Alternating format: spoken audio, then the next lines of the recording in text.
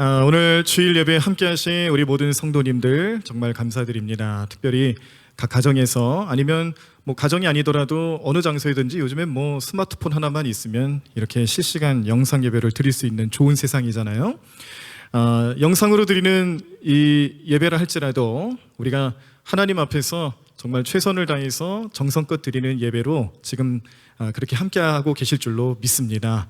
오늘 예배에 함께하신 우리 성도님들, 옆에 계신 분한테 잘했다고 한번 칭찬 한번 해주세요. 참 잘했다고, 예배 잘 드리자고 칭찬 한번 해주세요.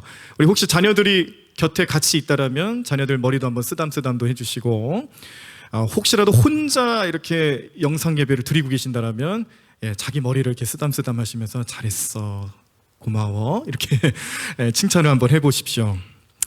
우리 하나님께서 주시는 칭찬일 줄로 믿습니다. 우리 하나님께서 우리의 모습을 바라보시면서 이렇게 현장 예배를 드리기 어렵지만 그래도 최선을 다해서 영상 예배로 하나님 앞에 나아가는 우리 모든 성도님들 주님께서 반드시 축복해 주시고 오늘 예배를 또 기뻐 받아 주실 줄로 믿습니다. 요즘 신앙생활들 잘 되시나요? 오늘도 제가 아침에 뉴스를 보니까 계속해서 어제까지는 그 하루 확진자들이 300명대를 유지하고 있었던 것 같습니다. 그래서 정부에서도 좀 이상한 표현을 썼어요. 1단계면 1단계고 2단계, 2단계, 3단계면 3단계지 2.5단계는 또 뭘까요? 2.5단계라는 발표를 했죠. 오늘부터 적용이 되죠. 그래서 이것 때문에 울상이 된 우리 주변의 이웃들이 참 많습니다. 2단계 때부터는 교회가 울상이 되었고요. 2.5단계로 또 조금 상향 조정했을 때는 이제 또 자영업 하시는 분들이 참 어렵게 생겼어요. 하루속히 이 코로나 문제가 해결이 되고 또 여기저기 세계 여러 곳에서 또 치료제를 개발하기 위해서 참 애를 쓰고 있던데 빨리 이 치료제가 좀 나와서 또 우리 마음도 안심되고 또 이 코로나 문제가 종식될 수 있도록 그렇게 또 계속해서 기도를 해주시기를 바랍니다. 무엇보다 우리 교회의 예배가 이제는 누구 눈치 보지 않고 또 나라 또 정부 기관들의 눈치 보지 않고 마음껏 와서 예배하고 또 현장에서 은혜 받는 시간들이 될 수 있도록 그렇게 기도해 주시기를 바라고 또 우리 교회뿐만 아니라 우리 지역에 있는 또 주변에 있는 많은 교회들 또 같이 힘들고 어렵습니다. 그 교회들을 위해서도 보시면서 기도해 주시고 하나님의 은혜를 간구해 주시기를 바랍니다. 이 상황 속에서 과연 나는 내 신앙생활이 잘 이루어지고 있을까? 이 비대면 예배라고 해서 실시간 영상 예배로 드리는 것 때문에 우리가 겪는 그런 아픔들이 참 많습니다. 교회에 와서 예배를 드리고 교제하고 또 성도들 간의 그런 사랑의 그런 교제들을 나누면서 거기서 받는 은혜도 있고요.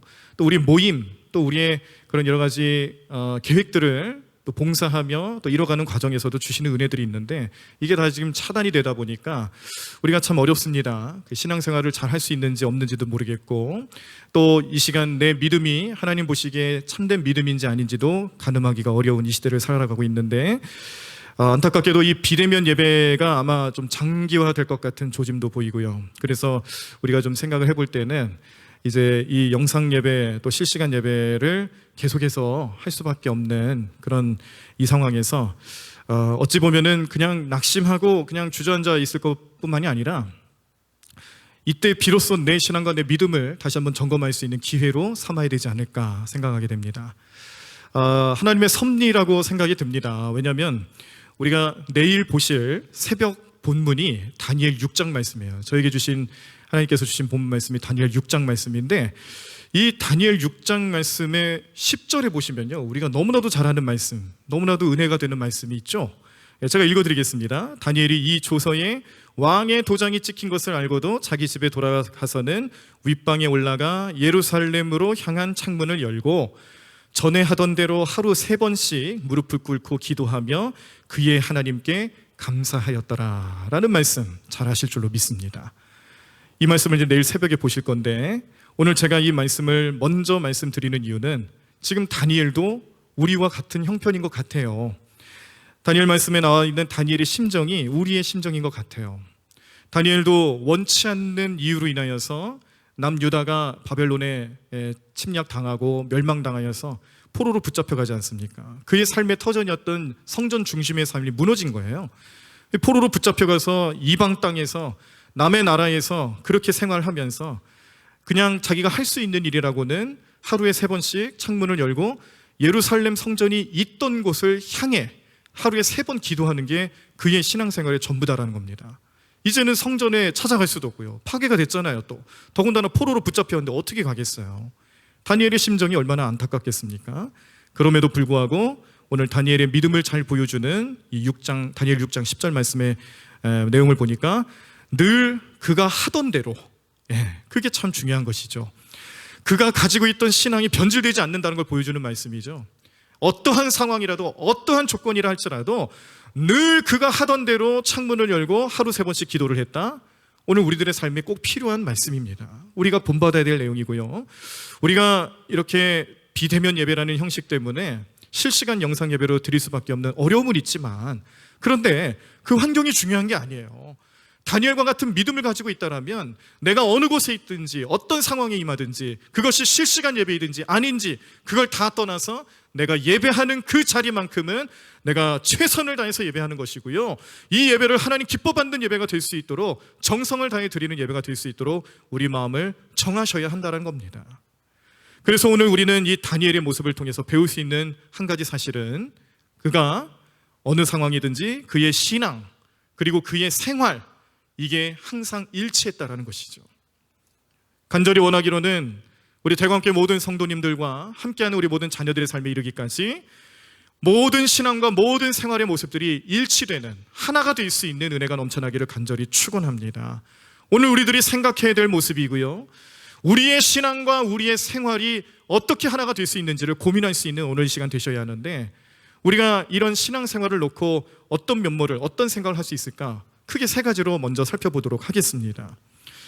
제가 이제 경험적으로 봤을 때 하는 말씀이에요. 이게 신학적인 근거, 연구 그런 결과라기보다는 짧은 목회 경력입니다만 성도님들과 함께 신앙생활하고 믿음생활하면서 또 저의 신앙도 되돌아보면서 그동안 겪어왔던 신앙생활의 3가지 면모, 3가지 모습들이 이렇게 나타난다는 걸 깨닫게 됐습니다. 첫 번째는요, 신앙생활을 교회 생활로만 생각하는 사람들이에요.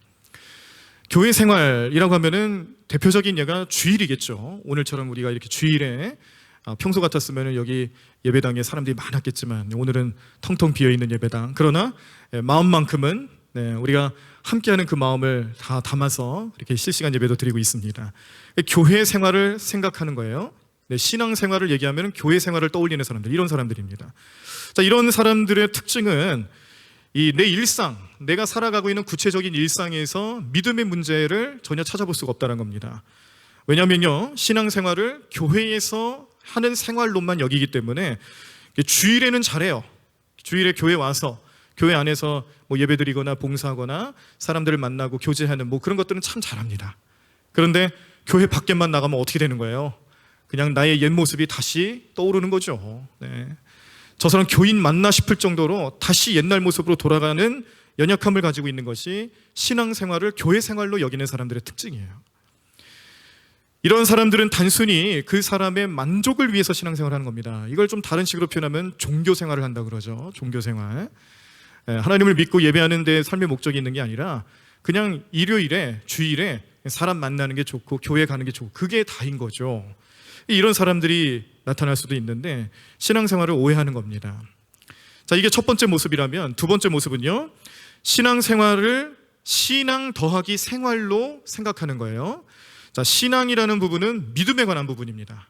내가 이 믿음으로 살아가는 삶이 어떤지를 가려내는 거죠. 믿음과 관련된 부분들을 내 신앙의 부분으로 보고요, 또 생활이라는 부분을 나의 구체적인 삶의 부분으로 여기면서 그것을 어떻게 해서든지 접목시켜 보려고 애쓰고 노력하는 그런 사람들을 말하는 거예요.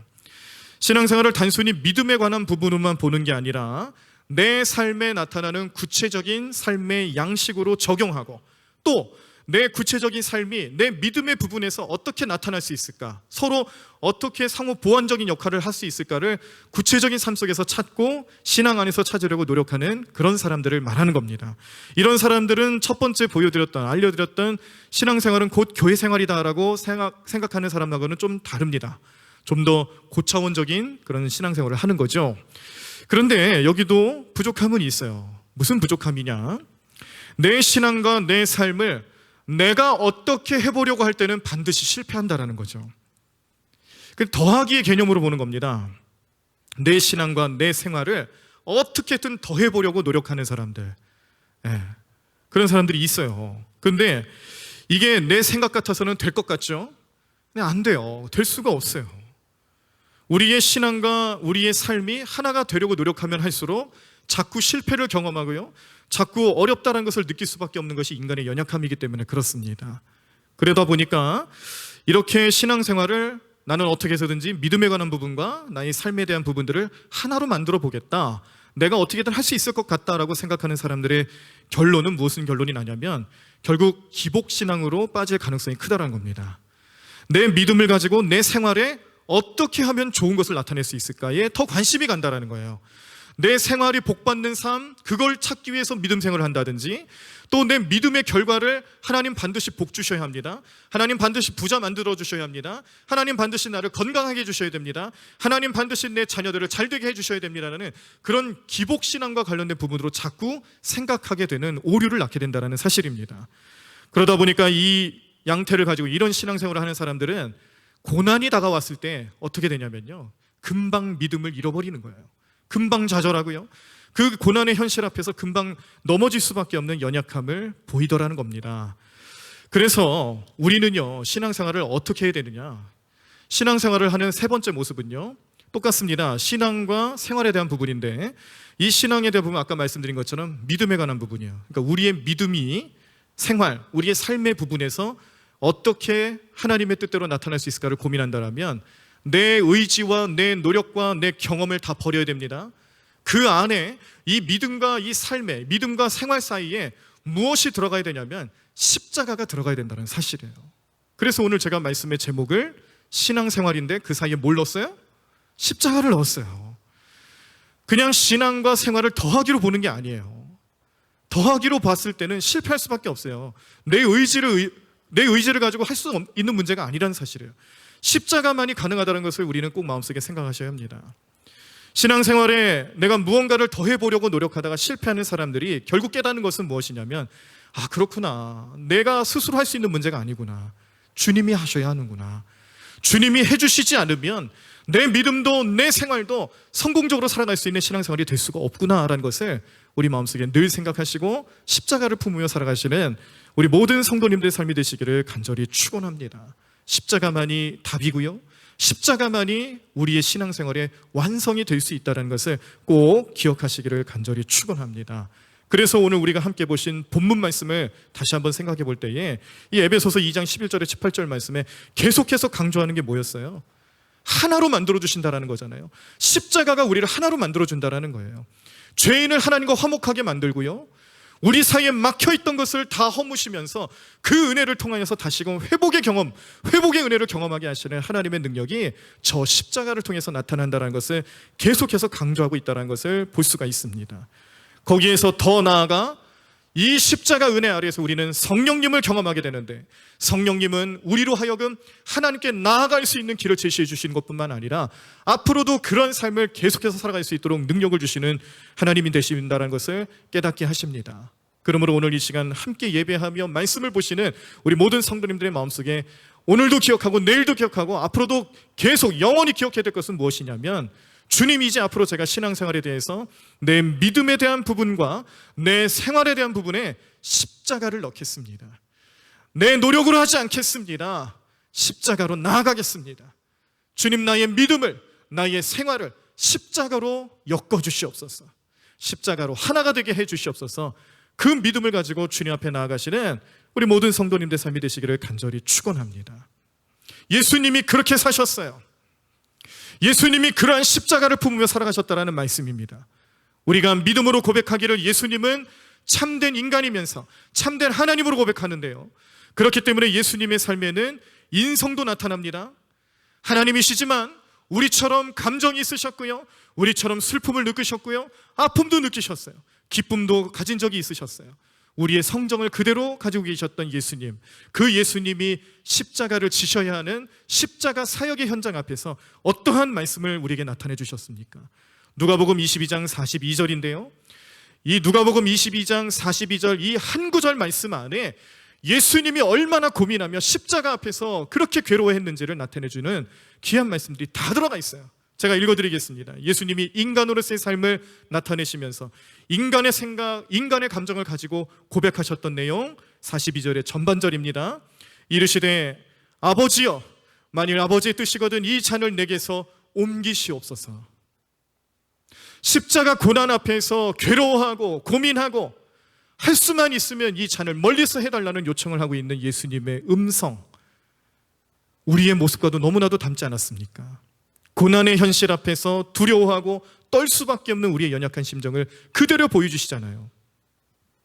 그런데 예수님의 믿음은 왜 우리가 예수님을 따르고 왜 우리가 예수님을 위대하시다고 말씀드리냐면 거기서 멈추지 않았기 때문에 그랬다는 겁니다. 예수님은 십자가를 보셨습니다. 자신의 인생만을 본 게 아닙니다. 나의 안위, 나의 나중의 삶, 보장된 삶에만 관심을 가진 게 아니에요. 지금 예수님이 이 땅에 왜 오셨는지, 하나님께서 그 예수님을 통해서 무슨 일을 하고자 하시는지에 대해서 그 사역을 보신 거죠. 그 사역의 현장이 어디입니까? 십자가 아니겠습니까? 그래서 예수님 42절의 후반절에 보면 또 이렇게 고백을 하십니다. 그러나 내 원대로 마시옵고 아버지의 뜻대로, 아버지의 원대로 되기를 원하나이다. 아멘. 우리의 믿음의 삶에, 우리의 신앙의 삶에 오늘 이처럼 예수님과 같은 삶의 고백이 나타나기를 간절히 축원합니다. 내가 믿음만 바라보고 내 생활에 대해서 생각하지 못할 때 우리는 이런 고백을 할 수가 없습니다. 그런데 예수님은 하셨어요. 예수님의 사역이 예수님의 삶 가운데 온전히 나타날 수 있도록 고백하셨다라는 말씀이에요. 그때 예수님은 무엇을 보았습니까? 그렇게 무섭고 두렵고 떨릴 수밖에 없는 십자가를 그래도 바라보셨다라는 사실입니다. 그러므로 우리도 우리의 신앙과 우리의 생활에 있어서 꼭 필요한 것이 무엇이겠느냐? 우리의 노력 아닙니다. 우리의 평안도 아닙니다. 우리의 소원도 아니에요. 오로지 십자가 하나만 있어야 된다는 것을 오늘 우리는 예수님의 모습을 통해서 또 다시 한번 깨닫게 되는 줄로 믿습니다. 오늘 이 믿음이 여러분들의 삶 가운데 나타나기를 간절히 축원합니다. 비록 우리가 실시간 예배로, 영상 예배로, 비대면 예배로 드리고 있지만 제가 여러분들의 얼굴을 하나하나 바라볼 수는 없지만 성령님이 보고 계세요. 하나님이 여러분들의 마음을 살펴보고 계십니다. 그 마음 속에 십자가가 있느냐?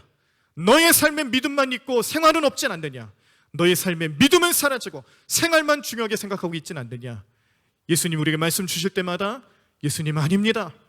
나는 믿음과 생활 속에서, 신앙과 삶 속에서 주님이 지셨던 그 십자가를 지고 오늘도 우리는 살아가도록 결단하며 주님 바라보겠습니다라고 우리도 함께 고백하는 오늘 귀한 시간 되시기를 간절히 축원합니다. 그렇게 살아가시기를 간절히 축원합니다. 오늘 우리가 이 말씀을 바라보면서 우리의 신앙생활 속에서 우리가 잃어버리고 살아갔던 십자가를 다시 회복하기를 간절히 축원합니다. 오늘 이 시간 예배를 드리면서도 우리는 어떤 생각을 하고 있나요?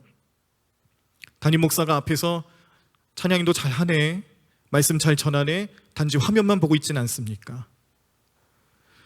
현장 예배를 드리지 못하는 것 때문에 교회를 오지 못하지만 가정에서 예배를 드린다는 것 때문에 내 마음과 내 삶의 태도가, 예배하는 태도가 무너져 있지는 않습니까? 우리 십자가 바라보셔야 합니다.